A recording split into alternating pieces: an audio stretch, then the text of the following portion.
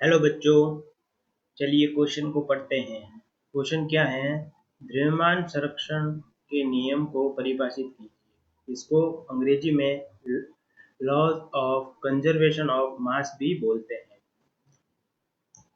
इस प्रश्न के लिए मुख्य अवधारणा क्या होगी? द्रव्यमान संरक्षण नियम।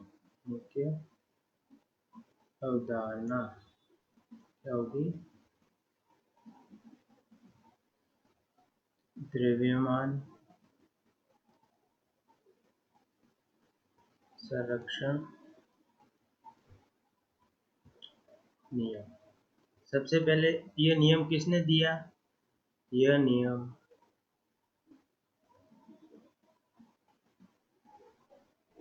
लेवोसियर ने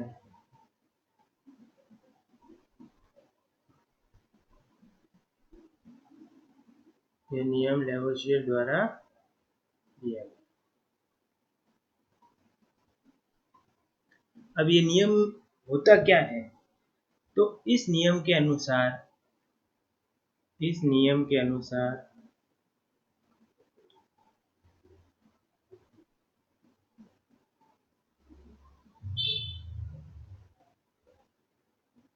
एक संतुलित रासायनिक अभिक्रिया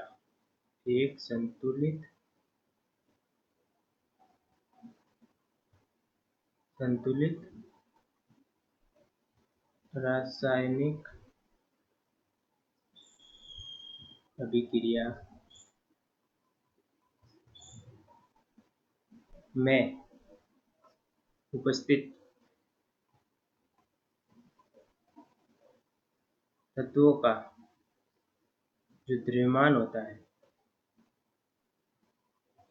द्रव्यमान ना ही तो नष्ट होता है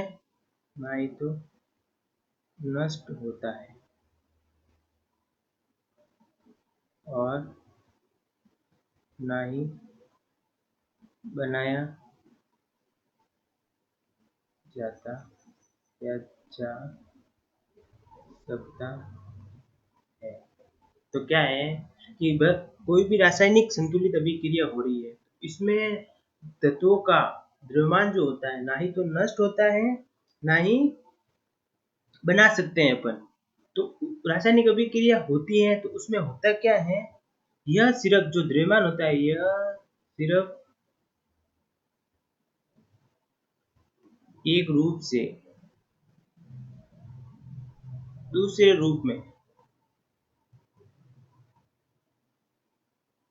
परिवर्तन होता है। क्या करते हैं? परिवर्तन होता है। अब आप सभी को पता है रासायनिक अभिक्रिया में अभिकारक होते हैं, उत्पाद होते हैं। अभिकारक क्रिया करते हैं और उत्पाद बनाते हैं। तो क्या होगा? सिर्फ एक रूप से दूसरे रूप में परिवर्तित होंगे। यह द्रव्यमान संरक्षण नियम कहलाता है।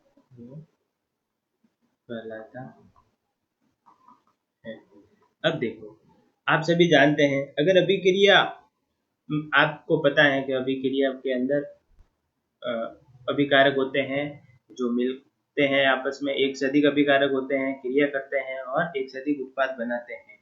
तो अभिकारक, अगर अभिक्रिया में अभिकारक पूर्ण रूप से उत्पाद में बदल गया तो क्या होगा? जो अभिकारक का द्रव्यमान होगा वो किसके बराबर होगा? उत्पाद के द्रव्यमान के बराबर होगा। जैसे उदाहरण के रूप में आपको समझाता हूँ। उदाहरण जैसे मानते हैं, जैसे ये ए और बी, ये दो क्या है?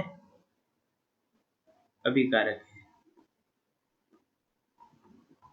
ये दोनों अभिकारक। अब ये पूर्ण रूप से, जैसे मान लेते हैं सी और डी, ये क्या हो गए? उत्पाद मान लेते हैं। उत्पाद में परिवर्तन हो जाता है। अगर अभिकारक ए और बी पूर्ण रूप से उत्पाद में परिवर्तित हो जाता है तो अभिकारक का द्रव्यमान होगा, जो अभिकारक का द्रव्यमान किसके समान होगा? उत्पाद के द्रव्यमान के बराबर।